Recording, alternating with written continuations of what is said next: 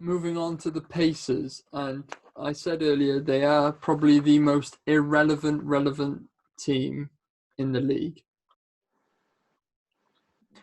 Yeah. Because they're relevant because they make the playoffs every year. They make the playoffs, like, they do all right, first round, second round, but they're relevant because who cares?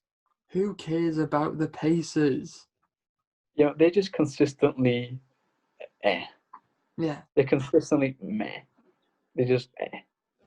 There's they've nothing special about them. Nothing special about this city or the state. Nothing special about the team. Nothing special about the coaching staff. They just make up numbers. They do okay, and that's it.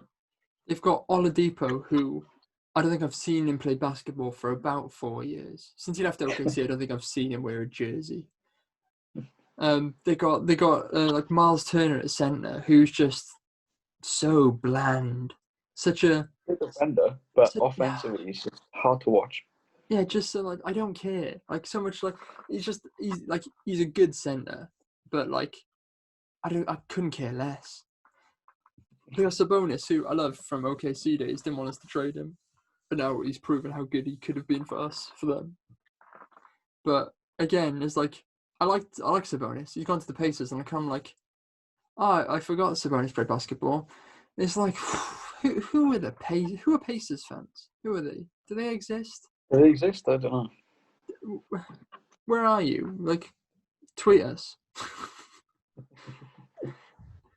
But what do you do? What do you do if you're, because you don't want there's not much.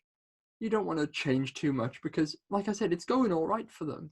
But like, Yeah, they're never going to make I that step. obviously their goal is to win a championship, right? But they're not going to win a championship with this setup. So do they risk it and blow it up? But doing that, they risk being the next Charlotte Hornets for the next 10, 20 years.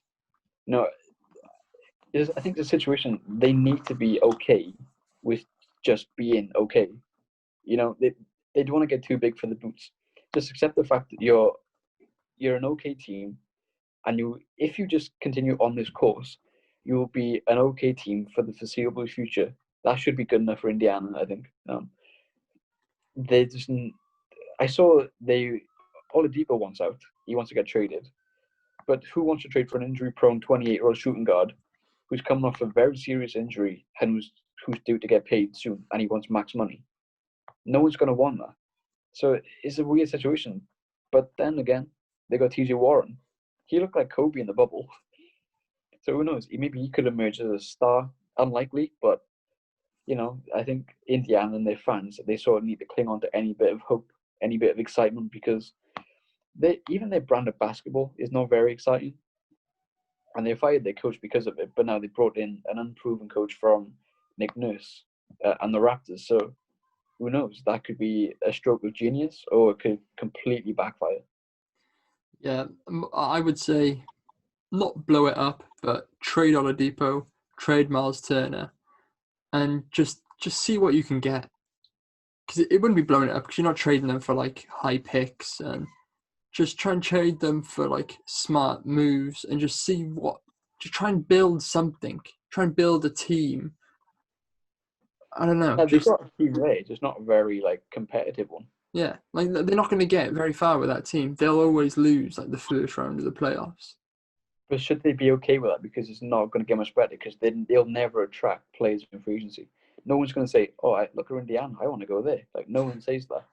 But what's the point then? What's the point in being a team if you're just But going that's to the problem consistently with get first round knockout after first round knockout after first round knockout? low market teams though. You look at Charlotte; they'll never be an incredible team. Milwaukee was never a good team. They just got lucky with a draft pick in 2013 in Giannis. Right? They got lucky. The second Giannis leaves, Milwaukee will just become another Indiana. They'll slowly Can't wait. filter out Can't into wait. just okay. So, but the league has tried to fix this problem with small market teams, but I just don't get how you fix it. Because Paul George was an Indiana Pacers for life. I thought he would be, but then all of a sudden he wants out and then gets traded to Oklahoma. So if they can't keep Paul George, or if the Bucks can't keep Giannis, the Hornets couldn't keep Kemba. These small market teams are just always going to struggle. They might have 3 or 4 years of good basketball. But as soon as the star player inevitably leaves, they'll just slowly filter back into normality. Do it again. Trade Oladipo for Paul George. Just bring him home. Send I don't Oladipo even to. think I would trade Oladipo and Sabonis for Paul George. I'd rather keep Sabonis. Yeah. Yeah. Just, like we said, this won't be a long episode probably. There's just not much to say about these teams. Like who are the Pacers? Who are they? Like, what is going on? Like in the East, if you're getting Pacers first round, you're like easy sweep onto the second. I mean, to be fair, I'm pretty sure we both predicted Indiana to beat Miami in the first round. Sharp. Don't bring that back up.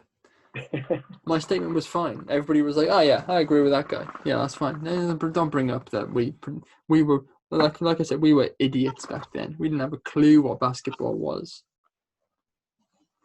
So yeah, what pick do the Pacers have? They don't have a first round pick.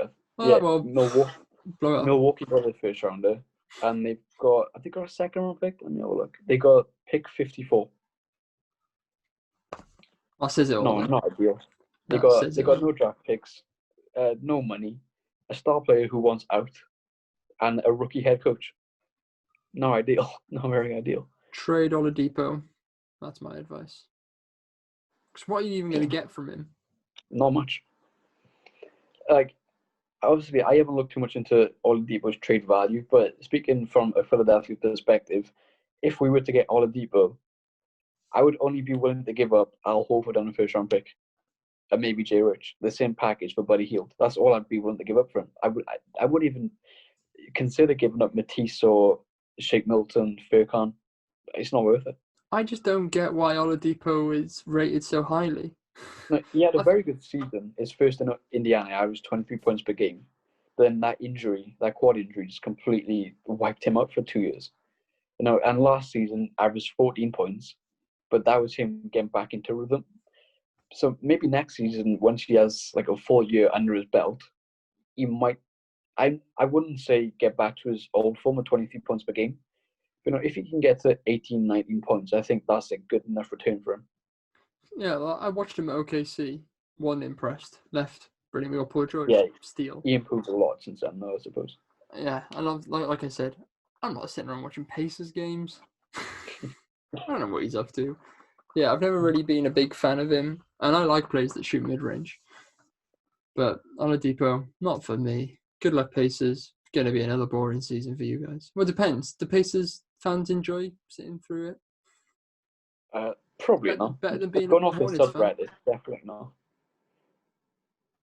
They've got it better than most teams, but still dull. But that can get boring over time, I suppose. Yes. Well, good luck to him. Good luck to you.